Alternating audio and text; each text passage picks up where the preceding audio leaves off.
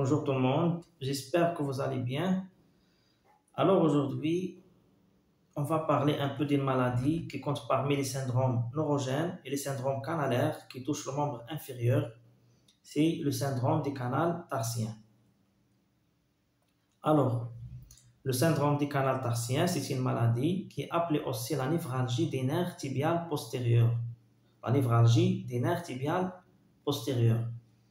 C'est une maladie qui se caractérise par une compression des nerfs tibiales postérieurs à l'intérieur du canal tarsien, comme son nom l'indique. Alors, au niveau de la cheville, il y a le nerf tibial postérieur qui passe dans un canal ostéofibreux, qui est le canal tarsien.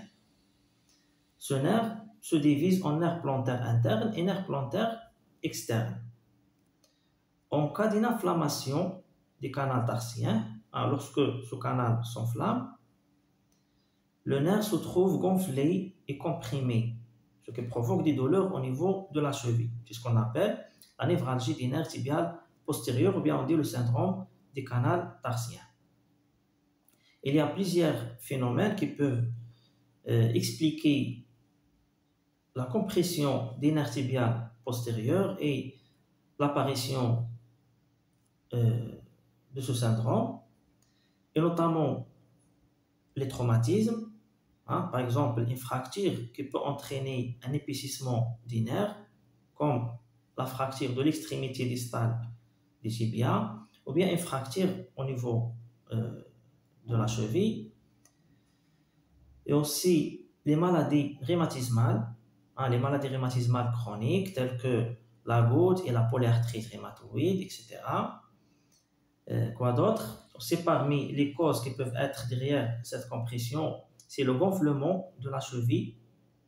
Ce gonflement peut être lié à une hypothyroïdie par exemple, ou bien une insuffisance rénale, etc. On peut parler aussi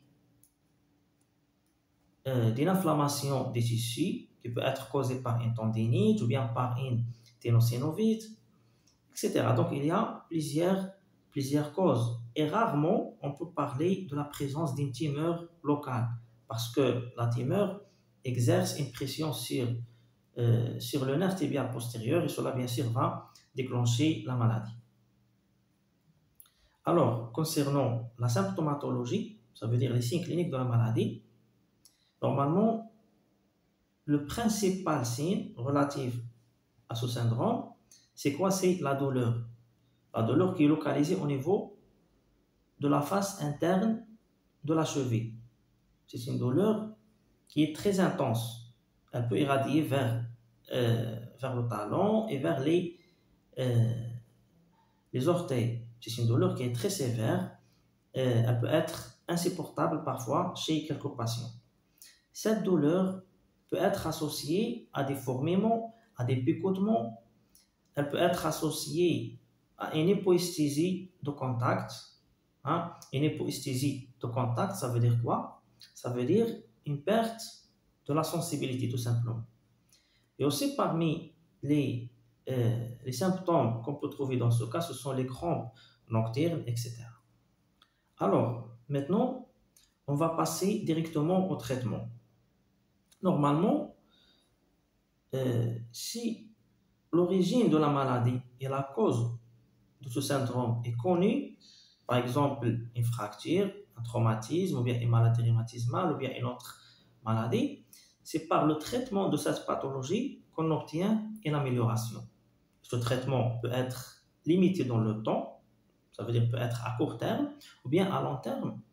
Il peut nécessiter un accompagnement à long terme, comme par exemple dans le cas de la polyarthrite rhumatoïde, par exemple. Parce que la polyarthrite rhumatoïde, c'est une maladie chronique qui nécessite une prise en charge à long terme et le traitement dure des mois, voire des années. D'accord? Donc, le traitement du syndrome du canal tarsien est lié par quoi?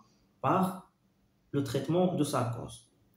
En même temps, le patient doit ménager son pied. Ça veut dire qu'il doit économiser les articulations de la cheville.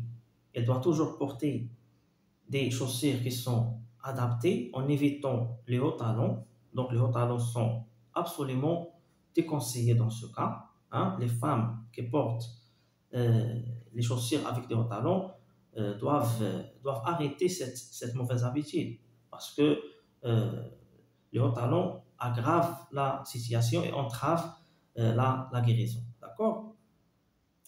D'autre part, le médecin traitant doit orienter le malade vers un podologue pour corriger les déformations et pour lui corriger les éventuels troubles de la statique, bien sûr en utilisant des orthèses plantaires de correction, etc.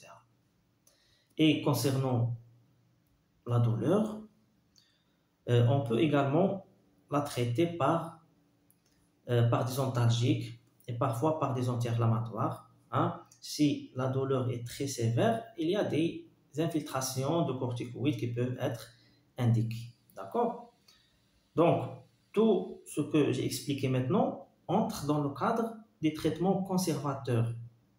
D'accord? On dit le traitement conservateur. Le traitement conservateur comporte le traitement de la cause de la maladie et la correction des troubles de la statique et aussi le traitement de la douleur. Quoi d'autre? Le deuxième type de traitement, c'est le traitement chirurgical. Alors, quand est-ce qu'on passe à la chirurgie? C'est très simple. La chirurgie est indiquée lorsque la cause de la maladie nécessite la chirurgie. Par exemple, on reçoit un patient qui présente un syndrome du canal tarsien et qui avait déjà une fracture au niveau de la malléole interne. Donc, cette fracture peut se traiter chirurgicalement par l'ostéosynthèse. Et aussi, la chirurgie est indiquée en cas d'échec des traitements conservateurs. D'accord? Si le traitement conservateur ne donne pas un résultat satisfaisant, il ne faut pas rester les mains croisées, mais on passe directement à la chirurgie. Après 6 mois de traitement conservateur. D'accord? Après 6 mois de traitement conservateur, s'il n'y a pas un résultat, le patient doit opérer. Quoi d'autre? Donc, on a le traitement conservateur et on a le traitement chirurgical. Et on a le troisième type de traitement qui est le traitement kinésithérapique. Alors, je vais essayer de vous expliquer comment se déroulent les séances de la rééducation. Normalement, on a la kinésithérapie préopératoire et post-opératoire. Hein? Préopératoire, ça veut dire avant la chirurgie, pendant le traitement conservateur. Et post-opératoire, ça veut dire après la chirurgie. Alors, au cours des traitements conservateurs, la rééducation permet d'améliorer le bien-être et permet d'améliorer les capacités fonctionnelles des patients. Donc, il s'agit d'un traitement qui est comment? Qui est symptomatique. On traite les symptômes tels que la douleur, les troubles fonctionnels, la faiblesse musculaire, etc. Donc, la kinésithérapie, c'est un traitement symptomatique. Elle ne remplace pas le traitement de fond. Brièvement, on commence par la sédation de la douleur. Hein? On utilise la physiothérapie antalgique telle que l'électrothérapie et les ultrasons. Hein, les ultrasons qui doivent être appliqués sur le canal tarsien. Et aussi la massothérapie. On fait un massage antalgique et circulatoire au niveau des muscles concernés et précisément les fléchisseurs comme les interosseux et le co-fléchisseur des orteils. Quoi d'autre? Puis on passe à la correction de la pronation, la pronation des pieds. On fait des postures pour corriger la pronation des pieds, ça veut dire la déviation de la cheville vers l'intérieur tout simplement. C'est un mouvement qui est normal, hein. C'est un mouvement qui est physiologique chez tout le monde. Quoi d'autre? Après on passe à la correction de la marche. D'accord? Lorsqu'il n'y a pas de douleur et lorsqu'il n'y a pas une anomalie sur le plan morphologique, la pronation se fait correctement, tout est normal, on passe à la marche, on cherche s'il y a des boiteries pour les corriger. D'accord? Donc, c'est très simple. On fait ces actes en parallèle avec le traitement conservateur, en parallèle avec les antalgiques ou bien les anti-inflammatoires et en parallèle avec les conseils d'hygiène de vie qui doivent être respectés par le malade. Alors, en cas d'une chirurgie, comme j'ai déjà dit tout à l'heure, si la cause de la maladie nécessite la chirurgie ou bien en cas d'échec du traitement conservateur, le patient va subir une intervention chirurgicale et après avoir opéré, l'arrêt de travail est nécessaire. Et la durée de l'arrêt de travail, c'est presque 2 mois, selon l'avis des médecins traitants et en fonction de l'état général des malades et dépend de l'activité professionnelle, etc. Alors, la rééducation post-opératoire se base sur plusieurs éléments tels que la sédation de la douleur.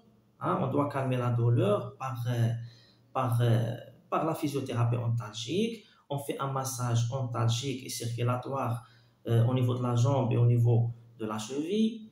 Et il y a aussi une chose qui est très importante qui est la prise en charge cicatricielle. On fait un massage cicatriciel et on peut utiliser les ultrasons dans ce sens, ou bien l'appareil de LPG, c'est très important. L'appareil de LPG, c'est un appareil de stimulation cellulaire qui permet d'assouplir la peau et d'accélérer le processus de la cicatrisation. D'accord?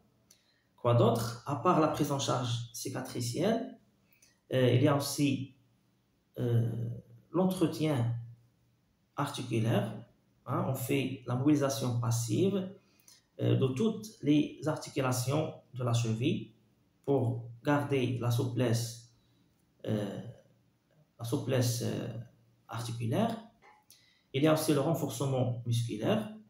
Pour le renforcement, il faut renforcer tous les muscles qui interviennent dans la mobilité du pied, que ce soit les muscles intrinsèques et aussi les muscles extrinsèques. Les muscles extrinsèques qui se trouvent au niveau de la jambe, comme par exemple le jambier postérieur et le triceps serral. Ces 2 muscles se trouvent au niveau de la face postérieure de la jambe. Mais c'est quoi la différence? La différence, c'est que le jambier postérieur est plus profond par rapport au triceps serral. Le triceps serral, c'est un muscle qui se compose de 3 chefs ou bien de 3 muscles. On a le solaire et on a les muscles gastrocnémiens. Ce sont les jumeaux, d'accord? Et le triceps serral se trouve dans la partie superficielle de la loge crânienne postérieure. Par contre, le tibial postérieur ou bien le jambier postérieur se trouve au niveau de la partie profonde de la loge crânienne postérieure.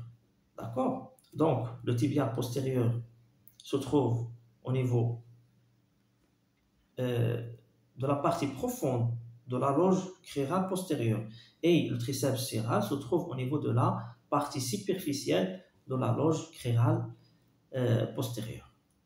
Quoi d'autre? Aussi parmi les muscles qu'il faut renforcer, c'est le long fibulaire et le court fibulaire. Le court et le long fibulaire, ce sont des muscles qui assurent la stabilité latérale de la cheville et aussi le jambier antérieur, etc. Sans oublier bien sûr les muscles intrinsèques et surtout les muscles qui se trouvent au niveau de la plante du pied, comme les interosseux, etc. Quoi d'autre? Il nous reste une dernière partie. Logiquement, on a parlé de l'entretien articulaire, donc il n'y a pas de raideur, le renforcement musculaire, donc il n'y a pas une amyotrophie. On passe à la fonction. La prochaine étape, c'est quoi? C'est le travail de la marche, la fonction des membres inférieurs qui est la marche. Bien sûr, pendant les premiers jours après l'intervention chirurgicale, le patient va utiliser une canne, mais progressivement, il va laisser la canne pour récupérer sa vie normale.